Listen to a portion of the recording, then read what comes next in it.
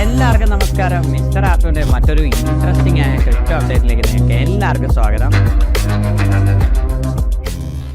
അപ്പോൾ നമ്മൾ ഇന്ന് നോക്കാൻ പോകുന്നതെന്ന് പറയുന്നത് എതീരിയത്തിൻ്റെ തന്നെ മൂന്നാമത്തെ വീഡിയോ ആണ്. എതീരിയം ഒറ്റ വീഡിയോ ആയിട്ട് നമുക്ക് ഒതുക്കാൻ പറ്റത്തില്ല. പല പല കാര്യങ്ങളുണ്ട് ഡിസ്കസ് ചെയ്യാനായിട്ട്. അപ്പോൾ ഫസ്റ്റ്, സെക്കൻഡ് വീഡിയോ ഒക്കെ നിങ്ങളൊന്ന് കണ്ടിരിക്കുക. അപ്പോൾ ഇത് നമ്മുടെ 9ാമത്തെ വീഡിയോ ആണ് നമ്മുടെ ക്രിപ്റ്റോ കോഴ്സിൻ്റെ.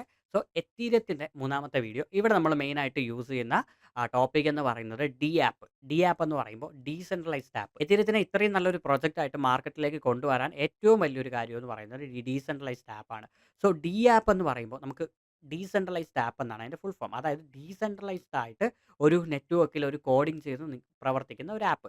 അപ്പോൾ മെയിനായിട്ട് നമ്മുടെ സെൻട്രലൈസ്ഡ് ആപ്പുകൾ ഏതൊക്കെയാണ്? നിങ്ങളിന്ന് യൂസ് ചെയ്യുന്ന ബുക്ക് മൈ ഷോ ആയിക്കോട്ടെ, ഫ്ലിപ്കാർട്ട് ആയിക്കോട്ടെ, ആമസോൺ ആയിക്കോട്ടെ, അതെല്ലാം നമുക്ക് സെൻട്രലൈസ്ഡ് ആപ്പാണ്. മാനേജ്മെൻറ്റ് അല്ലെങ്കിൽ ഒരു അതോറിറ്റി ആയിരിക്കും അത് ചെയ്യുന്നത്. അപ്പോൾ സെൻട്രലൈസ്ഡ് ആപ്പ് എങ്ങനെ വർക്ക് ചെയ്യുമെന്ന് അറിഞ്ഞാൽ മാത്രമേ നമുക്ക് ഡീസെൻട്രലൈസ്ഡ് ആപ്പ് എങ്ങനെ വർക്ക് ചെയ്യുമെന്ന് മനസ്സിലാവുള്ളൂ. സോ സെൻട്രലൈസ്ഡ് ആപ്പ് വർക്ക് ചെയ്യുന്ന രീതി എന്ന് പറയുന്നത് ഗിവ് ആൻഡ് ടേക്ക് അല്ലെങ്കിൽ ഇൻ ആൻഡ് ഔട്ട്, അങ്ങനെ ഒരു കമ്മ്യൂണിക്കേഷൻ മെത്തേഡിലൂടെയാണ് ഒരു സെൻട്രലൈസ്ഡ് ആപ്പ് വർക്ക് ചെയ്യുന്നത്. ഇപ്പോൾ നമുക്ക് എക്സാമ്പിൾ ഫ്ലിപ്കാർട്ട് എടുക്കാം. ഫ്ലിപ്കാർട്ട് എന്ന് പറയുന്ന ആപ്ലിക്കേഷനിലേക്ക് നമ്മൾ പോകുന്നു. ഫസ്റ്റ് ഒരു അക്കൗണ്ട് കാര്യങ്ങളൊക്കെ ഉണ്ടാക്കുന്നു. എന്നിട്ട് നമ്മൾ എന്ത് ചെയ്യും? ഒരു കസ്റ്റമറായ നമുക്കൊരു പ്രൊഡക്റ്റ് വേണം. നമ്മൾ ആദ്യം ഒരു പ്രൊഡക്റ്റ് ആഡ് ടു കാർട്ട് കൊടുത്തിട്ട് ബൈ നൗ കൊടുക്കുന്നു. അപ്പോൾ ആ ബൈ നൗ വരുന്ന സമയത്ത് ഫ്ലിപ്കാർട്ട് എന്ന് പറയുന്ന ആ ഒരു മാനേജ്മെൻ്റാണ് ഈ ഒരു നോട്ടിഫിക്കേഷൻ റിസീവ് ചെയ്യുന്നത്. അതായത് ആ സെൻട്രലൈസ്ഡ് അതോറിറ്റി. ഈ ഒരു അതോറിറ്റി എന്ത് ചെയ്യും? ഇതിനെ ചെക്ക് ചെയ്തിട്ട് നേരെ മെർച്ചൻറ്റിലേക്ക് ക്യാരി ഫോർവേഡ് ചെയ്യും. അപ്പോൾ മെർച്ചൻറ്റ് ഒന്നുകൂടെ വെരിഫൈ ചെയ്തിട്ട് ആ ഓർഡർ ഓക്കെ ആണെന്നൊക്കെ നോക്കിയിട്ട് മെർച്ചൻറ്റ് എന്ത് ചെയ്യും? കസ്റ്റമർ, അതായത് നമുക്ക് ആ ഒരു ഓർഡർ ഷിപ്പ് ചെയ്ത് തരും. അപ്പോൾ ഫ്ലിപ്കാർട്ട് അതിൻ്റെ ഹാൻഡ്ലിംഗ് ചാർജും കാര്യങ്ങളൊക്കെ എടുത്തിട്ട് ബാക്കിയാണ് മെർച്ചൻറ്റിൽ കൊടുക്കുന്നത്. അല്ലാതെ മെർച്ചൻറ്റിന് ഡയറക്റ്റായിട്ട് നമ്മൾ ഫുൾ എമൗണ്ടും കൊടുക്കുന്നില്ല. നമ്മൾ കൊടുക്കുന്ന എമൗണ്ട് ഫ്ലിപ്കാർട്ട് അവരുടെ പ്രോസസ്സിംഗ് ചാർജ്, അവരുടെ പ്ലാറ്റ്ഫോം ഫീ എന്നൊക്കെ പറഞ്ഞിട്ട് ഒരുപാട് കാര്യങ്ങളൊക്കെ എടുത്തതിന് ശേഷം മാത്രമേ കൊടുക്കത്തുള്ളൂ. അപ്പോൾ അങ്ങനെയാണ് അവിടെ കാര്യങ്ങൾ പോകുന്നത്. ഇവിടെ ബ്ലോക്ക് ചെയിനിലേക്ക് വരുന്ന സമയത്ത് ഇവിടെ ഒരു ഫ്ലിപ്കാർട്ട് പോലൊരു ഡീസെൻട്രലൈസ്ഡ് ആപ്പ്, ഇപ്പോൾ ഫ്ലിപ്കാർട്ടിൻ്റെ അല്ലെങ്കിൽ ആമസോണിൻ്റെ തന്നെ ഒരു ഡി ആപ്പാണ് ഇവിടെ സെറ്റ് ചെയ്യുന്നതെങ്കിൽ ഇവിടെ മാനേജ്മെൻറ്റ് അതോറിറ്റി ഒന്നുമില്ല. അപ്പം നമ്മളും മെർച്ചൻറ്റ് മാത്രമേ ഉള്ളൂ. ഇടയിലുള്ളത് ഒരു ബ്ലോക്ക് ചെയിൻ മാത്രമാണ്. അപ്പോൾ ആ ബ്ലോക്ക് ചെയിന് നമ്മൾ ഈ ഒരു ഹാൻഡ്ലിംഗ് ഫീയോ അല്ലെങ്കിൽ ഇടനിലക്കാരൻ്റെ ഫീയോ ഒന്നും കൊടുക്കേണ്ട ആവശ്യമില്ല. അപ്പോൾ അങ്ങനെ നമുക്ക് ലാഭിക്കാൻ പറ്റും. സോ ഇവിടെ വരുമ്പോൾ എതീരിയത്തിന് ഒരു റൂളുണ്ട്. Code is equal to law. അതാണ് എതീരിയത്തിൻ്റെ റൂള്. അതായത് കോഡെന്ന് പറയുന്നത് ഒരു നിയമമാണ്. കാരണം ഇവിടെ അത് ഒരിക്കൽ കോഡ് ചെയ്ത് കഴിഞ്ഞാൽ നമുക്കത് എഡിറ്റ് ചെയ്ത് തിരിച്ച് മാറ്റാൻ പറ്റത്തില്ല. അപ്പോൾ ആദ്യം എങ്ങനെയാണോ കോഡ് ചെയ്ത് സെറ്റാക്കുന്നത് അതുപോലെ ആ ഒരു പ്രോജക്റ്റ് റൺ ചെയ്യത്തുള്ളൂ. അതുകൊണ്ടാണ് ഓരോ ഡി ആപ്പുകളും നല്ല രീതിയിൽ കോഡ് ചെയ്താൽ മാത്രമേ അത് സക്സസ് ആകത്തുള്ളൂ. അല്ലെങ്കിൽ കുറച്ച് നാൾ കഴിയുമ്പോൾ അത് തന്നെ ഫെയിലിയർ ആവും. പിന്നെ അവർ പുതിയ വെർഷൻ 2 എന്നൊക്കെ പറഞ്ഞിട്ട് പുതിയ കുറേ അപ്ഗ്രേഡ് എന്നൊക്കെ പറഞ്ഞിട്ട് കുറേ സംഭവങ്ങളൊക്കെ ചെയ്തിട്ടൊക്കെ ആയിരിക്കും പിന്നെ വരുന്നത്. അപ്പോൾ ഡി ആപ്പ് ഏതൊക്കെ കാറ്റഗറീസിലുണ്ടെന്ന് പറഞ്ഞാൽ ഇന്ന് നമ്മുടെ മാർക്കറ്റിലുള്ള ഓൾമോസ്റ്റ് എല്ലാ കാറ്റഗറിയിലും ഡി ആപ്പ് ഉണ്ട്. ഇപ്പോൾ നമുക്ക് ഒരു ഫിനാൻസ്, ഇപ്പോൾ നമുക്കറിയാമല്ലോ സെൻട്രലൈസ്ഡ് അതോറിറ്റിയിൽ ഒരുപാട് ഫിനാൻഷ്യൽ ഇൻസ്റ്റിറ്റ്യൂഷൻസ് ഉണ്ട്. അതായത് ബാങ്ക് പോലത്തെ ഒരുപാട് ഇൻസ്റ്റിറ്റ്യൂഷൻസ് ഉണ്ട്. അപ്പോൾ ഇവിടെ നമുക്കതുണ്ട്. DeFi എന്ന് പറയും, ഡീസെൻട്രലൈസ്ഡ് ഫിനാൻസ്. സോ ഇവിടെ എന്താണ് ഒരു ഫിനാൻസിൽ എന്താ നടക്കുന്നത്? ലെൻഡിങ് ആൻഡ് ബോറോയിങ്, അതെല്ലാം ഇവിടെ നടക്കുന്നുണ്ട്. അതായത് പൈസ കടം കൊടുക്കൽ, വാങ്ങിക്കൽ, ലോൺ എടുക്കൽ, എല്ലാ കാര്യങ്ങളും ഇവിടെ നടക്കുന്നുണ്ട്. സോ അത് അതിൻ്റേതായ പ്രൊസീജിയേഴ്സും കാര്യങ്ങളും എല്ലാം ഉണ്ട്. ഇതെല്ലാം കോഡ് ചെയ്ത് വെച്ചിട്ടുണ്ട്. അതിനനുസരിച്ചിട്ട് വേണം നമ്മൾ ചെയ്യാനായിട്ട്. സോ അതൊക്കെ നമുക്ക് വരും വീഡിയോയിൽ നോക്കാം DeFiനെ കുറിച്ച്. ഇപ്പോൾ ജസ്റ്റ് ഒന്ന് എടുത്ത് പറഞ്ഞതേ ഉള്ളൂ. എതീരിയത്തിൻ്റെ തന്നെ വലിയൊരു DeFi പ്ലാറ്റ്ഫോം തന്നെയാണ് ഈ പറയുന്ന ആവേ എന്ന് പറയുന്നത്. ലെൻഡിങ് ആൻഡ് ബോറോയിങ് സപ്പോർട്ട് ചെയ്യുന്ന ഒരു പ്ലാറ്റ്ഫോം. ആർട്സ് ആൻഡ് കളക്റ്റബിൾസും ഇവിടെ ഡി ആപ്പ് ഉണ്ട്. സോ അതിന് നമുക്ക് NFTs എന്ന് പറയും. സോ അത് നമുക്ക് കുറച്ചുകൂടെ കഴിയുമ്പോൾ ഗെയിമിംഗ് ഇവിടെ വർക്ക് ആവുന്നുണ്ട്. സോ നോർമൽ ഗെയിമിങ്ങിനേക്കാളും ബ്ലോക്ക് ചെയിനിലേക്ക് വരുന്ന സമയത്ത് നമുക്കവിടെ ഗെയിമിഫൈ എന്ന് വേണം പറയാൻ. കാരണം എന്ന് പറഞ്ഞു കഴിഞ്ഞാൽ ഇവിടെ ഒരു സ്മാർട്ട് കോൺട്രാക്ട് റൺ ചെയ്ത് ആ ഒരു ഗെയിമിൽ ചെറിയൊരു ടോക്കണിൻ്റെ പൈസയുടെ കൈകാര്യങ്ങളൊക്കെ ഉണ്ട്. സോ പൈസ എന്ന് പറയുമ്പോൾ ഇവിടെ നമുക്ക് 2 ഇതായിട്ടാണ് വരുന്നത്. എന്ന് വെച്ചാൽ ഒരു ഇൻ ഗെയിം ടോക്കണും ഉണ്ട്, ഒരു ഔട്ട് ഗെയിം ടോക്കണും ഉണ്ട്. ഇൻ ഗെയിം ടോക്കൺ എന്ന് പറയുമ്പോൾ അതിന് വലിയ വാല്യൂ കാണത്തില്ല, വളരെ വാല്യൂ കുറവായിരിക്കും. അത് ഒരുപാട് കിട്ടും. ആ ഒരു ടോക്കൺ വെച്ചിട്ട് നമുക്ക് ചുമ്മാ ട്രാൻസാക്ഷനും ഈ പറയുന്ന പുതിയ സാധനങ്ങൾ വാങ്ങിക്കാനും അതും ഇതൊക്കെ നമുക്ക് എടുക്കാൻ പറ്റും, ഇൻ ഗെയിം ടോക്കൺ. എന്നാൽ ഔട്ട് ഗെയിം ടോക്കൺ എന്ന് പറയുമ്പോൾ അതിന് വാല്യൂ കാണും, അത് നമുക്ക് റിയൽ ക്യാഷ് ആക്കാനും പറ്റും. സോ ഇൻ ഗെയിം ടോക്കൺ നമ്മൾ എത്രമാത്രം കളക്ട് ചെയ്യുന്നു അത് വെച്ചിട്ടായിരിക്കും നമുക്കത് ഒരു റേഷ്യോ കാണും. ഇത്രമാത്രം അതിനെ കൺവേർട്ട് ചെയ്ത് ഔട്ട് ഗെയിം ടോക്കൺ ആക്കി തരുന്നു. അങ്ങനെയാണ് ഈ ഗെയിമിഫൈയിൽ ഒരുപാട് ആൾക്കാർക്ക് ഈ പറയുന്ന വരുമാനമൊക്കെ കിട്ടുന്നുണ്ട്. പിന്നെ NFT ഒക്കെ വെച്ചിട്ട് NFT സെല് ചെയ്യുന്നതും NFT ഒക്കെ തന്നെയാണ് ഈ പറയുന്ന ഗെയിമിഫൈയിൽ ഒരു മെയിൻ കാര്യമായിട്ട് വരുന്നത്. ഇനി പറയുന്നത് ഡെക്സ് ആണ്, ഡീസെൻട്രലൈസ്ഡ് എക്സ്ചേഞ്ച്. സോ ഒരു സെൻട്രലൈസ്ഡ് എക്സ്ചേഞ്ചിൻ്റെ ഒരു എക്സാമ്പിൾ ഞാൻ നേരത്തെ വീഡിയോ ചെയ്തപ്പോൾ കാണിച്ചായിരുന്നു, ജിയോടെക്സിനെ കുറിച്ച്. അപ്പോൾ നമുക്ക് ബൈ സെല്ല് കാര്യങ്ങളെല്ലാം അവിടെ നടക്കുന്നുണ്ട്. സോ അതേപോലത്തെ buy sell, lend, borrowing, staking, reward എല്ലാ കാര്യങ്ങളും നമുക്ക് ഈ ഡീസെൻട്രലൈസ്ഡ് എക്സ്ചേഞ്ചിൽ നടക്കുന്നുണ്ട്. സോ ഡീസെൻട്രലൈസ്ഡ് എക്സ്ചേഞ്ചിനെ കുറിച്ച് നമുക്ക് ഡീറ്റെയിൽ ആയിട്ട് പരിശോധിക്കേണ്ടതുണ്ട്. അത് ഡീറ്റെയിൽ ആയിട്ട് വീഡിയോ വരുന്നുണ്ട്. ഇപ്പോൾ ജസ്റ്റ് പറഞ്ഞതേ ഉള്ളൂ. പിന്നെ വരുന്നത് ഡീസെൻട്രലൈസ്ഡ് വാലറ്റ് ആണ്. സോ നമ്മൾ എവിടെയായിരിക്കും പൈസ സൂക്ഷിക്കുന്നത്? വാലറ്റുകളിലാണ്. സോ ഇവിടെ ഡീസെൻട്രലൈസ്ഡ് വരുമ്പോൾ നമുക്ക് ഡീസെൻട്രലൈസ്ഡ് ആയ വാലറ്റുകളിലായിരിക്കും നമ്മൾ പൈസ സൂക്ഷിക്കുന്നത്. ഇതെല്ലാം ഒരു ഇന്നോവേറ്റീവായിട്ട് അടിപൊളിയായിട്ട് മാറിയത് എതീരിയത്തിൻ്റെ വരവോടുകൂടിയാണ്. സോ ബിറ്റ്കോയിനിൽ ഉണ്ടായിരുന്നു. ബിറ്റ്കോയിനിൽ ഇല്ലാന്ന് ഞാൻ പറയുന്നില്ല. ബിറ്റ്കോയിനിൽ ഉണ്ടായിരുന്നു. പക്ഷേ ഇത്രമാത്രം സെറ്റ് ആയിട്ടില്ലായിരുന്നു ബിറ്റ്കോയിൻ്റെ ആ ഒരു ടൈമിൽ. ഇനി എതീരിയത്തിൻ്റെ ഏറ്റവും വലിയ മറ്റൊരു പ്രത്യേകതയാണ് ERC20 ടോക്കൺ. ERC20 ടോക്കൺസ് എന്ന് പറയുമ്പോൾ എതീരിയം എന്ന് പറയുന്ന നെറ്റ്വർക്ക് അല്ലെങ്കിൽ ആ ഒരു ബ്ലോക്ക് ചെയിൻ റൺ ചെയ്യുന്നത് സോൾഡിറ്റി എന്ന് പറയുന്ന ഒരു കോഡിംഗ് ലാംഗ്വേജ് വെച്ചിട്ടാണ്. സോ ഈ ഒരു കോഡിംഗ് ലാംഗ്വേജ് കറക്റ്റായിട്ട് പഠിച്ച് മനസ്സിലാക്കി ആ ഒരു ബ്ലോക്ക് ചെയിനിലേക്ക് വർക്ക് ചെയ്യാൻ അറിയുന്ന ആർക്ക് വേണമെങ്കിലും ERC20 ടോക്കൺസ് ക്രിയേറ്റ് ചെയ്യാൻ പറ്റും. അതായത് നിങ്ങൾക്ക് വേണമെങ്കിൽ നാളെ നിങ്ങളുടെ പേരിൽ ഒരു ടോക്കൺ ഉണ്ടാക്കാം. ഇപ്പോൾ എനിക്ക് വേണമെങ്കിൽ മിസ്റ്റർ R2 എന്ന് പറഞ്ഞിട്ട് ഒരു ടോക്കൺ ഉണ്ടാക്കാം. സോ അത് വളരെ സിമ്പിളാണ്. സോ അതുകൊണ്ടാണ് ഞാൻ പറഞ്ഞത് ക്രിപ്റ്റോയിൽ 10, 50,000, 60,000 ടോക്കൺസ് ഉണ്ട്. സോ ഇതിൻ്റെ എല്ലാത്തിൻ്റെയും പുറകെ പോയിട്ട് നിങ്ങളുടെ പൈസ കളഞ്ഞിട്ട് കാര്യമില്ല. ഇതിൽ എന്താണ് വേണ്ടത്? ഏതൊക്കെ ടോക്കണാണ് റിയൽ വേൾഡിൽ യൂസ് കേസ് ഉള്ളത്? എന്ത് ടോക്കൺ നമ്മൾ ഹോൾഡ് ചെയ്ത് മനസ്സിലായില്ലേ? ആ ഒരു ഇത് വരണം. അതായത് ഇപ്പോൾ നമ്മളൊരു കമ്പനിയുടെ സ്റ്റോക്ക് അല്ലെങ്കിൽ ഒരു കറൻസിയൊക്കെ ഹോൾഡ് ചെയ്യുന്ന പോലെ ആ ഒരു കറൻസി പോകത്തില്ല. അല്ലെങ്കിൽ ആ ഒരു കമ്പനി പെട്ടെന്ന് പോകത്തില്ല എന്നൊക്കെ നമുക്കൊരു വിശ്വാസം ഉണ്ടല്ലോ. അതേപോലെ ഈ ഒരു പ്രൊജക്റ്റിനെ കുറിച്ച് നമ്മൾ പഠിക്കണം. അല്ലെങ്കിൽ കുറച്ച് നാൾ ആ ഒരു പ്രൊജക്റ്റുമായിട്ട് നമ്മൾ അണ്ടർഗോ ചെയ്യണം. അതായത് ഒരു 6 മാസം, 1 വർഷം. സോ ഈ ഒരു വർഷം ആ ഒരു പ്രൊജക്റ്റിൻ്റെ ലോയ്, ഹൈ എല്ലാം നമ്മൾ കണ്ടുപിടിക്കണം. അങ്ങനെയൊക്കെ ഒരുപാട് കാര്യങ്ങളുണ്ടല്ലോ. അത് ചുമ്മാ പോയിട്ട് ബയ്യ അടിച്ചിട്ട് പോകുന്നതല്ല. ക്രിപ്റ്റോയിൽ നമുക്ക് വളരെ സിമ്പിളാണ് ഈ പറയുന്ന കാര്യങ്ങൾ. ആ ഒരൊറ്റ കാര്യം മനസ്സിലാക്കിയാൽ മതി. എവിടെ ബൈ ചെയ്യണം, എവിടെ സെൽ ചെയ്യണം. ഈ ഒരൊറ്റ കാര്യം മനസ്സിലാക്കിയാൽ നിങ്ങൾക്ക് തിയറി അറിയേണ്ട, നിങ്ങൾക്ക് കഥ പഠിക്കേണ്ട, നിങ്ങൾക്ക് ഇതൊന്നും മനസ്സിലാക്കേണ്ട. കാര്യങ്ങൾ മുന്നോട്ട് പോകും. ഇതൊക്കെ നമുക്ക് നോളജിന് വേണ്ടി പഠിച്ചിരിക്കുക. ഇങ്ങനെയുള്ള കാര്യങ്ങളൊക്കെ നമ്മുടെ ചുറ്റുപാടും നടക്കുന്നുണ്ട്. അല്ലെങ്കിൽ നമ്മളൊരു കോയിൻ വാങ്ങിച്ച് അവിടുന്ന് ഇങ്ങോട്ട് കൊണ്ടുപോകുമ്പോൾ ഇത്രയും പ്രോസസ്സൊക്കെ അതിൻ്റെ ബാക്ക് എൻഡിൽ നടക്കുന്നുണ്ടെന്ന് നിങ്ങൾക്ക് മനസ്സിലാവണം. സോ ഇവിടെ ആർക്ക് വേണമെങ്കിലും ഒരു കോയിൻ ഉണ്ടാക്കാൻ പറഞ്ഞതിൻ്റെ എക്സാമ്പിൾ തന്നെയാണ് ഷിബായിനു. ഷിബായിനു എന്ന് പറയുമ്പോൾ ഒരു മീം കോയിനാണ്. മീം എന്ന് പറയുന്നത് എന്താണ്? നമ്മുടെ ട്രോൾ മെറ്റീരിയൽ. സോ അതേപോലെ ഒരു പട്ടിയുടെ പേര് വെച്ചിട്ട് വന്നതാണ് ഈ പറഞ്ഞ ഷിബായിനു കോയിൻ. സോ ഷിബായിനു കോയിൻ വന്നത് എതീരിയത്തിൻ്റെ നെറ്റ്വർക്കിലാണ്. സോ അതേപോലെ ഈ പറയുന്ന ഞാൻ പറഞ്ഞില്ലേ, ഈ സോൾഡിറ്റി ബ്ലോക്ക് ചെയിൻ എല്ലാം യൂസ് ചെയ്ത് കറക്റ്റായിട്ട് അവരുണ്ടാക്കിയ ഒരു പ്രോജക്റ്റാണ് ഈ ഷിബ് എന്ന് പറയുന്നത്. ഇതേപോലെ ഒരുപാട് പ്രോജക്ട്സ് എതീരിയത്തിൻ്റെ നെറ്റ്വർക്കിലുണ്ട്. പിന്നെ മറ്റ് നെറ്റ്വർക്ക്സുകൾ, അത് മറ്റ് ബ്ലോക്ക് ചെയിനിലുള്ള പ്രോജക്റ്റുകളും ഈ പറഞ്ഞ എത്തിലേക്ക് അസോസിയേറ്റ് ചെയ്യാറുണ്ട് അല്ലെങ്കിൽ മാറാറുണ്ട്. ഇവിടുന്ന് അങ്ങോട്ടും പോകാറുണ്ട്, അവിടുന്ന് ഇങ്ങോട്ടും വരാറുണ്ട്. അപ്പോൾ അങ്ങനെയൊക്കെ ഒരുപാട് കാര്യങ്ങളുണ്ട്. അപ്പോൾ ഇനി നമ്മൾ നെക്സ്റ്റ് നോക്കാൻ പോകുന്നത് NFT ആണ്. സോ NFT എന്തെന്ന് മനസ്സിലാക്കണമെന്നുണ്ടെങ്കിൽ NFT യെക്കുറിച്ച് ഡീറ്റെയിൽഡ് ആയിട്ടൊരു വീഡിയോ ഞാൻ ചെയ്തിട്ടുണ്ട്. അതിൻ്റെ ലിങ്ക് ഞാൻ മുകളിൽ കൊടുത്തേക്കാം. വേണമെങ്കിൽ ഡിസ്ക്രിപ്ഷനിലും പോസ്റ്റ് ചെയ്യാം. ഈ ഒരു വീഡിയോയിൽ ഞാൻ അത് എല്ലാം കൂടെ എടുത്ത് പറഞ്ഞു കഴിഞ്ഞാൽ വളരെ ലെങ്തിയാവും. എന്നാലും ഷോർട്ട് ഐഡിയ തരാം. NFT means non fungible tokens. Non fungible tokens എന്ന് പറയുന്നതിന് മുമ്പേ ഫഞ്ചിബിളും നോൺ ഫഞ്ചിബിളും എന്താണെന്ന് മനസ്സിലാക്കണം. വളരെ സിമ്പിളായിട്ട് പറഞ്ഞുതരാം. ഫഞ്ചിബിൾ എന്ന് പറയുമ്പോൾ ഫഞ്ചിബിൾ അതായത് ഇപ്പോൾ എൻ്റെ കയ്യിലൊരു ഫോണുണ്ട്. എക്സാമ്പിൾ ഇതെൻ്റെ ഐഫോണിൻ്റെ 15 പ്ലസ് ആണ്. സോ ഈ ഒരു ഫോൺ നിങ്ങൾക്ക് ഇഷ്ടപ്പെട്ടു. നിങ്ങൾക്ക് അടുത്തുള്ള ഒരു ഐഫോണിൻ്റെ കടയിൽ പോയിട്ട് നേരെ നിങ്ങൾക്ക് ഐഫോൺ 50 പ്ലസ് എടുത്തിട്ട് നേരെ വരാം. അപ്പോൾ സോ നമുക്ക് രണ്ടുപേർക്കും ഈക്വൽ ആവും. അപ്പോൾ നമ്മുടെ രണ്ടുപേരിൽ ഒരേ ഫോൺ ഇരിക്കും. ഇത്രയേ ഉള്ളൂ. കാരണം ആർക്കും ഈസിലി ആക്സസിബിൾ ആയ അല്ലെങ്കിൽ ഈസിലി മേടിക്കാൻ പറ്റുന്നത്, ഈസിലി അവൈലബിൾ ആയിട്ടുള്ളത് ഒരുപാടുള്ളത്, ഇതിനൊക്കെ നമുക്ക് ഫഞ്ചിബിൾ എന്ന് പറയാം. എന്നാൽ നോൺ ഫഞ്ചിബിൾ എന്ന് പറയുമ്പോൾ വളരെ എക്സ്ക്ലൂസീവ് ആയത്, അല്ലെങ്കിൽ കുറച്ച് മാത്രമുള്ളത്, അല്ലെങ്കിൽ റെയർ ആയിട്ടുള്ളത്, അല്ലെങ്കിൽ ലോകത്തിലെ റെയറസ്റ്റ് പീസ് എന്നൊക്കെ പറയത്തില്ലേ, ആ സംഭവം. അല്ലെങ്കിൽ എക്സ്ക്ലൂസീവ്. അതായത് ഇപ്പോൾ ഇതേ ഐഫോൺ തന്നെ ആ കമ്പനി മറ്റേ ഗോൾഡ് കോട്ടിംഗ് ഒക്കെ വച്ചിട്ട് വളരെ കുറച്ച് ഒരു 50 എണ്ണോ 15 എണ്ണോ ഒക്കെ ലോകത്തിൽ അത്രയും മാത്രം എക്സ്ക്ലൂസീവ് ആയിട്ട് ഉണ്ടാക്കാറുണ്ട്. ആ ഫോണാണ് എൻ്റെ കയ്യിലിരിക്കുകയാണെങ്കിൽ നിങ്ങൾക്ക് അതിൽ 50 എണ്ണത്തിൽ ഒരെണ്ണം നിങ്ങളുടെ കയ്യിലുണ്ടെങ്കിൽ മാത്രമേ നിങ്ങൾ അതിലൊരാളാവുള്ളൂ. ഇല്ലെങ്കിൽ നിങ്ങൾക്കത് ആക്സസ് ചെയ്യാൻ പറ്റത്തില്ല. അതാണ്, അതായത് റെയറസ്റ്റ്. എല്ലാവർക്കും അത് പറ്റത്തില്ല. പിന്നെ രണ്ടാമത്തെ കാര്യം, ആ ഒരു ഫോണിൻ്റെ അല്ലെങ്കിൽ ആ ഒരു പ്രൊഡക്റ്റിൻ്റെ ഓണറിനെ നമുക്ക് അറിയാൻ പറ്റും. അവർക്ക് പ്രൂഫ് ഓഫ് ഓണർഷിപ്പ് എന്ന് പറഞ്ഞിട്ട് ഒരു ടാഗും കിട്ടും. അതായത് ഇത് എൻ്റെതാണ് എന്ന് പറഞ്ഞിട്ട്. അപ്പോൾ ആ ഒരു കാര്യം ഈ ഒരു ബ്ലോക്ക് ചെയിനിൽ വരുന്നുണ്ട്. അത് എന്തിനാണ് വരുന്നത്? ഈ പറയുന്ന ഫോണിൻ്റെ കാര്യത്തിനല്ല NFT വരുന്നത്. ഫോണിൻ്റെ എക്സാമ്പിൾ ഞാൻ പറഞ്ഞതേ ഉള്ളൂ.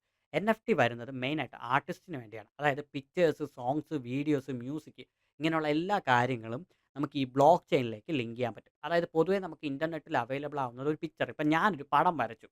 Example I am an artist. ഞാനൊരു പടം വരച്ചു. ഞാൻ പടം വരച്ചിട്ട് ഞാൻ ജസ്റ്റ് ആ ഒരു പടം ഇൻസ്റ്റാഗ്രാമിൽ ഷെയർ ചെയ്യുന്നു. എൻ്റെ കറക്റ്റ് പേജ് ഫോളോ ചെയ്യുന്ന ഒരു കൂട്ടുകാരൻ, അല്ലെങ്കിൽ എൻ്റെ ഒരു പേജ് ഫോളോ ചെയ്യുന്ന ആരെങ്കിലും ഒരു അൺനോൺ എൻറ്റിറ്റി, അപ്പോൾ ആ ഒരു വ്യക്തിക്ക് ആ ഒരു പടം, ഞാൻ വരച്ച പടം അവർക്ക് എടുത്തിട്ട് അത് അവരതാണെന്ന് പറഞ്ഞിട്ട് വേറെ ഏതെങ്കിലും പ്ലാറ്റ്ഫോമിൽ വിൽക്കാൻ ഇടാം. അല്ലെങ്കിൽ അവർക്കത് അവരതാണെന്ന് പറഞ്ഞിട്ട് പ്രൂവ് ചെയ്യാം. അപ്പോൾ എനിക്ക് കിട്ടേണ്ട ഒരു നല്ലൊരു തുക, അല്ലെങ്കിൽ എനിക്ക് കിട്ടേണ്ട ഒരു ആദരവ്, എനിക്ക് കിട്ടേണ്ട അംഗീകാരങ്ങളെല്ലാം ആ ഒരു വ്യക്തിക്ക് സ്വന്തമാവും. അതുമാത്രമല്ലാതെ ഇവിടെ ഓണർഷിപ്പിന് ഒരു തെളിവോ കാര്യങ്ങളോ ഒന്നും ഇല്ലാത്തതുകൊണ്ട് അതും പാടായിരിക്കും. പിന്നെ അത് എൻ്റേതാണെന്ന് പ്രൂവ് ചെയ്യാനായിട്ട് ഞാൻ ഒരുപാട് കാര്യങ്ങളൊക്കെ ചെയ്യേണ്ടി വരും. അറിയാലോ. ഇന്നത്തെ പ്രസന്റ് സിസ്റ്റത്തിൽ ഇതൊക്കെയാണ് നടക്കുന്നത്. അപ്പോൾ ബ്ലോക്ക് ചെയിനിലേക്ക് വരുമ്പോൾ നമ്മുടെ എൻഎഫ്ടിയുടെ കാര്യം പറയുമ്പോൾ, ഇപ്പം ഞാൻ ഒരു പടം വരയ്ക്കുന്നു. ഞാൻ കറക്റ്റായിട്ട് വരച്ചതിന് ശേഷം ഞാൻ അതെന്ത് ചെയ്യും, ഒരു ബ്ലോക്ക് ചെയിനിലേക്ക് സ്മാർട്ട് കോൺട്രാക്റ്റ് യൂസ് ചെയ്ത് ഒരു എൻഎഫ്ടിയുടെ ഓപ്പൺ മാർക്കറ്റ് പ്ലേസിൽ വിൽക്കാനിടുന്നു. അല്ലെങ്കിൽ എൻഎഫ്ടി ആയിട്ട് അതിനെ മാറ്റിയിടുന്നു. അങ്ങനെ ചെയ്ത് കഴിയുമ്പോൾ അവിടെ ഈ ഒരു പിക്ചർ ക്രിയേറ്റ് ആയ ഡേറ്റ്, ആ ഒരു പിക്ചറിൻ്റെ ഓണർ അല്ലെങ്കിൽ ആ ഒരു പിക്ചറിൻ്റെ പ്രൊഫൈൽ, അതായത് ആ ഒരു പിക്ചറിൽ നമുക്കൊരു പ്രൊഫൈൽ വേണം ആ ഒരു എൻഎഫ്ടി വിൽക്കുന്ന ആ ഒരു പ്ലാറ്റ്ഫോമിൽ. ആ ഒരു പ്രൊഫൈലിനകത്ത് നമ്മുടെ ഡീറ്റെയിൽസ് എല്ലാം കാണും. അതോടൊപ്പം നമുക്ക് വേണമെങ്കിൽ ടിക്ക് മാർക്കോ വെരിഫിക്കേഷനോ കാര്യങ്ങളോ ഒക്കെ കൊടുക്കാം. അതുമാത്രമല്ലാതെ നമുക്കതിൻ്റെ കറക്റ്റ് ഓണർ ആണെന്ന് തെളിയിക്കാനായിട്ട് നമുക്ക് പുതിയ പിക്ചേഴ്സ് വരയ്ക്കാം. അല്ലെങ്കിൽ നമ്മുടെ കളക്ഷൻസ് അവിടെ ക്രിയേറ്റ് ചെയ്യാം. അങ്ങനെ ഒരുപാട് കാര്യങ്ങൾ. മെയിൻലി അവിടെ പ്രൂഫ് ഓഫ് ഓണർഷിപ്പ് ആണ്. കാരണം നമ്മളത് എന്ന് വരച്ചു, എന്ന് ചെയ്തു എന്നുള്ളതിൻ്റെ കറക്റ്റ് ഒരു ഓണർഷിപ്പ് നമുക്കവിടെ കൊടുക്കാൻ പറ്റും. ആർക്ക് വേണമെങ്കിലും അത് വെരിഫൈ ചെയ്യാൻ പറ്റും. ഇത് ഇന്ന ആളുടെ പിക്ചറാണ്. സോ ഇത് ആർട്ടിസ്റ്റിന് ഒരുപാട് ഉപകാരമുണ്ട്. അതായത് ഒരു നല്ല രീതിയിൽ പടം വരയ്ക്കുന്ന ആൾക്കാരുണ്ടെങ്കിൽ അവർക്ക് ഒരു എൻഎഫ്ടിയുടെ കളക്ഷൻസ് ക്രിയേറ്റ് ചെയ്യാം. അതോടൊപ്പം തന്നെ എൻഎഫ്ടി വെച്ചിട്ട് നമുക്ക് പടം മാത്രമല്ല വീഡിയോസ് ചെയ്യാൻ പറ്റും, ഓഡിയോ ചെയ്യാൻ പറ്റും. ഇതെല്ലാം എൻഎഫ്ടി തന്നെയാണ്. പിന്നെ എൻഎഫ്ടിയെക്കുറിച്ച് കൂടുതൽ നിങ്ങൾക്ക് മനസ്സിലാക്കണം എന്നുണ്ടെങ്കിൽ ഞാൻ നേരത്തെ പറഞ്ഞു എൻഎഫ്ടിയുടെ ഒരു ഡീറ്റെയിൽഡ് വീഡിയോ ഞാൻ ചെയ്തിട്ടുണ്ട്. ഓൾറെഡി ഈ ഡീറ്റെയിൽഡ് വീഡിയോയിൽ നമ്മുടെ എൻഎഫ്ടിയുടെ മാർക്കറ്റ് പ്ലേസുകളും ഞാൻ പരിചയപ്പെടുത്തിയിട്ടുണ്ട്. അപ്പോൾ അതെല്ലാം നോക്കുക. വീണ്ടും വീണ്ടും റിപ്പീറ്റ് ചെയ്യാൻ വയ്യാത്തതുകൊണ്ടാണ്. ഇനി നമ്മുടെ ലാസ്റ്റ് എഥീരിയത്തിൻ്റെ ഫീച്ചറാണ് സ്റ്റേക്കിംഗ്. സ്റ്റേക്കിംഗ് എന്ന് പറയുമ്പോൾ ബിറ്റ്കോയിൻ അതുവരെ പ്രൂഫ് ഓഫ് വർക്ക് എന്ന് പറയുന്ന ഒരു മെത്തേഡ്, അതായത് മൈനിങ് വഴിയായിരുന്നു വർക്ക് ചെയ്തിരുന്നത്. അപ്പോൾ അതിനെല്ലാം മാറ്റി മറിച്ചുകൊണ്ടായിരുന്നു എഥീരിയത്തിൻ്റെ വേർഷൻ 2.0യുടെ അപ്ഗ്രേഡ് വന്നത്. അതിന് മുമ്പ് സ്റ്റേക്കിംഗ് ഉണ്ടായിരുന്നു. സ്റ്റേക്കിംഗ് എന്താണെന്ന് ചോദിച്ചു കഴിഞ്ഞാൽ സിംപിളി നമ്മുടെ എഫ് ഡി എന്ന് നമുക്ക് വേണമെങ്കിൽ പറയാം. അതായത് ഞാൻ ട്രഡീഷണൽ സിസ്റ്റത്തിൽ എഫ് ഡിയെക്കുറിച്ച് രണ്ടും തമ്മിൽ ഈ ഒരു കമ്പാരിസൺ ആണ് ഞാനവിടെ ചെയ്തിരിക്കുന്നത്.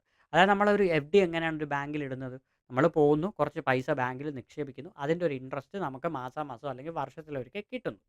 ഇവിടെ അതേപോലെയാണ്. പക്ഷെ ഇവിടെ എന്ന് പറയുമ്പോൾ നമ്മൾ ഒരു ബ്ലോക്ക് ചെയിനിൽ നമ്മൾ സ്വന്തമായിട്ടോ അല്ലെങ്കിൽ മറ്റുള്ളവരുമായിട്ടോ അസോസിയേറ്റ് ചെയ്തിട്ടോ ചെയ്യുന്നതാണ്. സ്റ്റേക്കിങ്ങിനെ കുറിച്ചും ഡീറ്റെയിൽ ആയിട്ട് വീഡിയോ ചെയ്തിട്ടുണ്ട്. ഞാൻ അതിൻ്റെയും ലിങ്ക് മുകളിൽ ഐക്കാർഡായിട്ടും താഴെ ഡിസ്ക്രിപ്ഷനിലും കൊടുത്തേക്കാം. അവിടെ നിങ്ങൾക്ക് നല്ല ഡീറ്റെയിൽഡ് ആയിട്ട് സ്റ്റേക്കിംഗ് എത്ര തരമുണ്ട്, എങ്ങനെയൊക്കെ എക്സ്ചേഞ്ച് ചെയ്യാം എന്നുള്ള എല്ലാ വീഡിയോസും ഞാൻ ഡീറ്റെയിൽ ആയിട്ട് തന്നെ അത് ചെയ്തിട്ടുണ്ട് മൊത്തം. അപ്പോൾ അത് നിങ്ങൾ നോക്കിയാൽ മതി. എന്നാലും സിമ്പിളായിട്ട് വേണമെങ്കിൽ ഒന്ന് എക്സ്പ്ലെയിൻ ചെയ്യാം. അതായത് സ്റ്റേക്കിംഗ് മീൻസ് എഫ് ഡി പോലെ, അതായത് ഒരു ബ്ലോക്ക് ചെയിനിൽ ഒരു ട്രാൻസാക്ഷൻസ് വെരിഫൈ ചെയ്യാൻ നമ്മൾ ഈ മൈനർ അല്ലെങ്കിൽ അത്രയും കോസ്റ്റ് കാര്യങ്ങളെല്ലാം വരുന്നുണ്ട്. അതായത് ഒരു കമ്പ്യൂട്ടർ വർക്ക് ചെയ്യണം, കമ്പ്യൂട്ടർ വർക്ക് ചെയ്യാൻ എന്ത് വേണം, ഇലക്ട്രിസിറ്റി വേണം. ഇലക്ട്രിസിറ്റി മാത്രമല്ല, ഇത് സാധാ കമ്പ്യൂട്ടറിൽ നമുക്ക് മൈൻ ചെയ്യാൻ പറ്റത്തില്ല. അത്യാവശ്യം വാല്യൂ ഉള്ള ഗ്രാഫിക് കാർഡൊക്കെ വെച്ചിട്ടുള്ള കമ്പ്യൂട്ടറിലെ മൈൻ ചെയ്യാൻ പറ്റത്തുള്ളൂ. അപ്പോൾ അത്രയും വരുമ്പോൾ ഇലക്ട്രിസിറ്റി ഒരുപാട് എടുക്കും. അപ്പോൾ ഈ മെത്തേഡ് എൻവയോൺമെൻറ്റൽ ഫ്രണ്ട്ലി അല്ല എന്ന് കണ്ടിട്ടാണ് നമ്മൾ ഈ പറയുന്ന പ്രൂഫ് ഓഫ് സ്റ്റേക്ക് എന്ന് പറയുന്ന മെത്തേഡിലോട്ട് പോയത്. സോ ഇവിടെ എന്ന് പറയുമ്പോൾ ഓരോ പൂൾസ് കാണും. അതായത് ഒരു സ്റ്റേക്കിംഗ് പൂൾ എന്നാണ് നമ്മൾ മെയിൻലി പറയുന്നത്. POOL, ഒരു ഗ്രൂപ്പ് ഓഫ് പീപ്പിൾ, അതായത് ഒരാൾ ഒറ്റയ്ക്കല്ല, ഒരു ഗ്രൂപ്പ് ഓഫ് ഒരു കൂട്ടം ആൾക്കാരുടെ കയ്യിലുള്ള ഒരു പെർട്ടിക്കുലർ ടോക്കൺ. അതായത് എതീരിയം അല്ലെങ്കിൽ ബിറ്റ്കോയിൻ. ബിറ്റ്കോയിൻ ഇപ്പോഴാണ് സ്റ്റേക്കിംഗ് വന്നിട്ടുള്ളത്. സോ അത് വിട്ടേക്കാം. എതീരിയം അല്ലെങ്കിൽ വേറെ മാറ്റിക് അല്ലെങ്കിൽ ADA, അങ്ങനെ പല പല കോയിൻസ് ഉണ്ടല്ലോ. ഇപ്പം ബ്ലാസ്റ്റ് ആയിക്കോട്ടെ, ലിനി ആയിക്കോട്ടെ, അങ്ങനെ പല പ്രോജക്ട്സും പല ടോക്കൺസും ഒക്കെ ഉണ്ട്. അപ്പോൾ സോ ഈ ടോക്കൺസ് എല്ലാം കൂടെ അവരുടെ ബ്ലോക്ക് ചെയിൻ നെറ്റ്വർക്കിൻ്റെ ട്രാൻസാക്ഷൻ വെരിഫൈ ചെയ്യാൻ വേണ്ടി ഒന്നി അവർ ഒഫീഷ്യലി അല്ലെങ്കിൽ ഒരു എക്സ്ചേഞ്ച് മുഖാന്തരം അല്ലെങ്കിൽ ഒരു പ്രൈവറ്റ് ഓർഗനൈസേഷൻ അല്ലെങ്കിൽ ഒരു സ്റ്റേക്കിംഗ് വാലിഡേറ്റർ, അത് ആർക്ക് വേണമെങ്കിൽ സ്റ്റേക്കിംഗ് വാലിഡേറ്റർ ആവാം. അതിന് സർട്ടൻ റൂൾസ് ആൻഡ് റെഗുലേഷൻസ് ഒക്കെ ഉണ്ട്. അപ്പോൾ അങ്ങനെയുള്ള ഒരു അവരുമായിട്ട് നമ്മൾ അസോസിയേറ്റ് ചെയ്തു. കാരണം എനിക്ക് ഒറ്റയ്ക്ക് സ്റ്റേക്കിംഗ് വാലിഡേറ്റർ ആവാനായിട്ട് എനിക്ക് ഇത്രമാത്രം ടോക്കൺസ് ഹോൾഡ് ചെയ്യണം, ആ നെറ്റ്വർക്കിൽ ഇത്ര കാര്യങ്ങളൊക്കെ വേണം. അത് എനിക്കില്ല എന്നുണ്ടെങ്കിൽ എൻ്റെ കയ്യിൽ ഇപ്പോൾ എത്ര 100 ടോക്കണേ ഉള്ളൂ. ഈ 100 ടോക്കൺ കൊണ്ടിട്ട് നേരെ അവരുമായിട്ട് നമുക്ക് അസോസിയേറ്റ് ചെയ്യാൻ പറ്റും.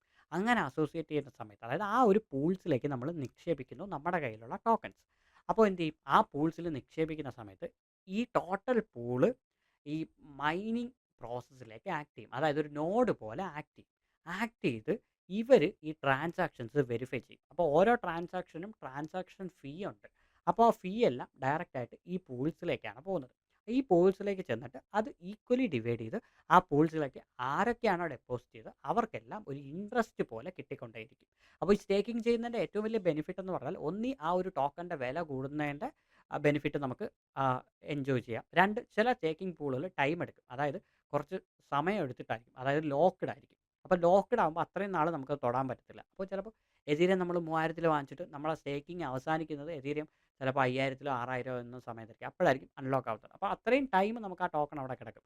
അതുമാത്രമല്ലാതെ ഇൻട്രസ്റ്റ് പോലെ നമുക്ക് ഓരോ ട്രാൻസാക്ഷൻസ് വെരിഫൈ ചെയ്യുമ്പോഴും ആ ഒരു പൂളിൽ നിന്ന് കുറച്ച് കുറച്ച് എമൗണ്ട് ജനറേറ്റ് ആവും. അപ്പോൾ ലോങ്ങിലേക്ക് സൂക്ഷിക്കുന്നവർക്ക് സ്റ്റേക്കിംഗ് ഒരു ഓപ്ഷനാണ്.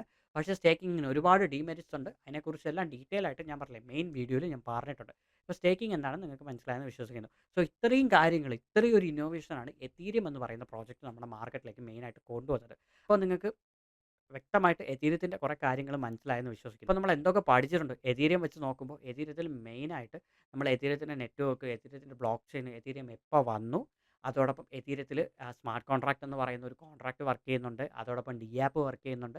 അത് മാത്രമല്ലാതെ NFT, ERC20 ടോക്കണ്, സ്റ്റേക്കിംഗ്, പിന്നെ DeFi പഠിച്ചിട്ടുണ്ട്. ഡീസെൻട്രലൈസ് എക്സ്ചേഞ്ചിനെ കുറിച്ച് ജസ്റ്റ് ഒന്ന് പറഞ്ഞു പോയിട്ടുണ്ട്. അങ്ങനെ ഒരുപാട് കാര്യങ്ങൾ, ഇത്രയും കാര്യങ്ങൾ നമ്മൾ എതീരിയം ആയിട്ട് റിലേറ്റഡ് ആയിട്ട് നമ്മളിപ്പോൾ സംസാരിച്ചിട്ടുണ്ട്, അല്ലെങ്കിൽ അതിനെക്കുറിച്ച് പറഞ്ഞിട്ടുണ്ട്. അപ്പോൾ എതീരിയം ഇത്രയാണ്. അപ്പോൾ ഓൾട്ട് കോയിനിൽ ഒരൊറ്റ കോയിൻ്റെ കാര്യം മാത്രമേ ഞാൻ പറഞ്ഞിട്ടുള്ളൂ. എതീരിയം എന്ന് പറയുന്ന ഒറ്റ പ്രോജക്റ്റിൻ്റെ കാര്യം മാത്രമേ പറഞ്ഞിട്ടുള്ളൂ. അപ്പോൾ ബാക്കിയുള്ള എല്ലാ പ്രോജക്റ്റും കൂടെ പറയുകയാണെങ്കിൽ എൻ്റെ ലൈഫ് എനിക്ക് തികയത്തില്ല. കാരണം 60,000 പ്രോജക്റ്റ് ഉണ്ട്. അതൊന്നും ഞാൻ പറയാൻ പോണില്ല. വളരെ കുറച്ച് പോയിന്റ്സ്, വളരെ കുറച്ച് പ്രോജക്ട്സ് മാത്രമേ ഞാൻ പറയത്തുള്ളൂ.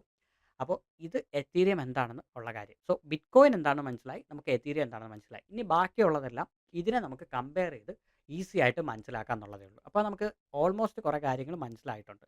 ഇനി നമ്മൾ നെക്സ്റ്റ് പോകുന്നത് ഇനി പ്രാക്ടിക്കൽ സെക്ഷൻസ് ആണ്. പ്രാക്ടിക്കൽ സെക്ഷൻസ് നമ്മൾ ഗ്ലോബൽ എക്സ്ചേഞ്ച് നമ്മൾ നോക്കുന്നുണ്ട്. അതോടൊപ്പം ഡീസെൻട്രലൈസ്ഡ് എക്സ്ചേഞ്ച് നമ്മൾ നോക്കുന്നുണ്ട്. കോയിൻസ് എങ്ങനെ അങ്ങോട്ടും ഇങ്ങോട്ടും ട്രാൻസ്ഫർ ചെയ്യാമെന്ന് നമ്മൾ നോക്കുന്നുണ്ട്. പിന്നെ ഹാർഡ്വെയർ വാലറ്റിനെ കുറിച്ച് നോക്കുന്നുണ്ട്. ഓൾറെഡി എല്ലാം ഞാൻ എൻ്റെ ചാനലിൽ ചെയ്തിട്ടുള്ള വീഡിയോസാണ്. അതെല്ലാം ഒന്നൊരു ഓർഡറിലേക്ക് ഞാൻ മാറ്റുന്നു എന്നതും കൂടി എനിക്കൊരു ലക്ഷ്യമുണ്ട്. അപ്പോൾ ഈ ഒരൊറ്റ സീരീസ് കണ്ടു കഴിഞ്ഞാൽ നിങ്ങൾക്ക് എല്ലാം ഓർഡറിൽ പഠിക്കാൻ പറ്റും. അപ്പോൾ ഈ വീഡിയോ നിങ്ങൾക്ക് യൂസ്ഫുൾ ആയിട്ടുണ്ടെങ്കിൽ ചാനൽ ഒന്ന് സബ്സ്ക്രൈബ് ചെയ്യുക. കൂടാതെ എൻ്റെ സോഷ്യൽ മീഡിയ ഹാൻഡിൽസായ ഇൻസ്റ്റാഗ്രാം, ടെലിഗ്രാം, വാട്സപ്പ്, ട്വിറ്റർ എല്ലാം ഒന്ന് ഫോളോ ചെയ്തേക്കുക. അപ്പോൾ നമുക്ക് നാളെ മറ്റൊരു ഇൻട്രസ്റ്റിംഗ് ആയ ക്രിപ്റ്റോ അപ്ഡേറ്റ് ആയി കാണും വരെ സലാം.